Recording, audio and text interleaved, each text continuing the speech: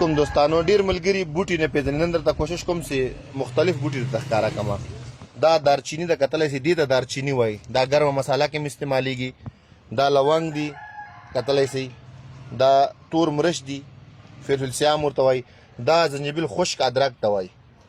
دا ثابت کورکمن دا ښه روغ دی، کې کیمیکل نه یا پاوډر کې بازاري کیمیکل وي. داسې به روغ اخلي بیا پاوډر کوي.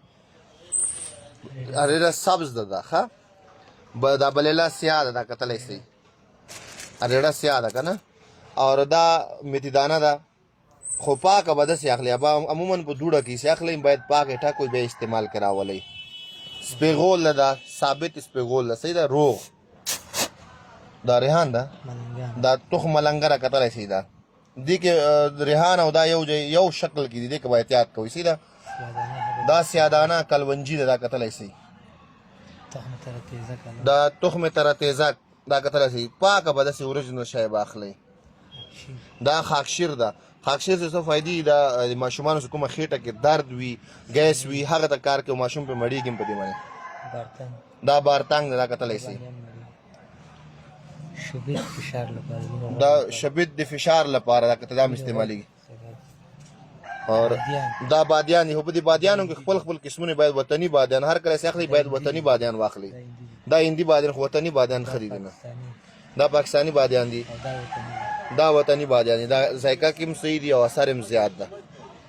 او دا سپیر کوي، د زیاتره ملګري سپیر کوي. دا اجواین هم ورته وایي ښه دیسي.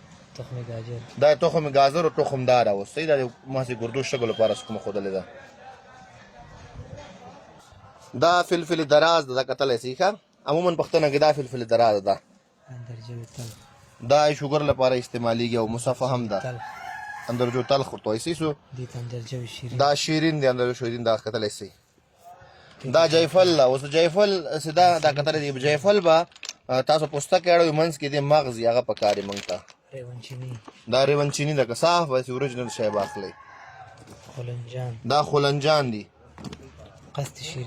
دا قست شیرین ده، دا کتلی شي. دا نرم په شان دي ښه لرګی ده.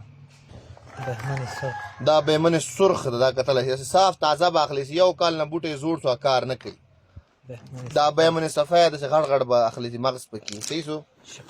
دا شقاقل مصري او نورعالم هم دې ته وایي کتلی شي.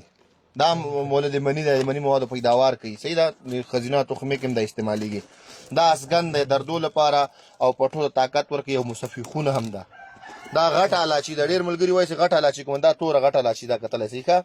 نو دا ډېر بوټي تاسو ولدل. په دې کې تاسو پوهئ انشاءالله دا بوټي تاسو نظر لاندې تېر شوي، نو تاسو بیا څوک غلطولی نه شي. دا وړکی سبز لاچي م ورته وایي، الایچي خورد هم ورته وایي او ییل هم ورته وایي. دا کتلی شي په دې کې ښه.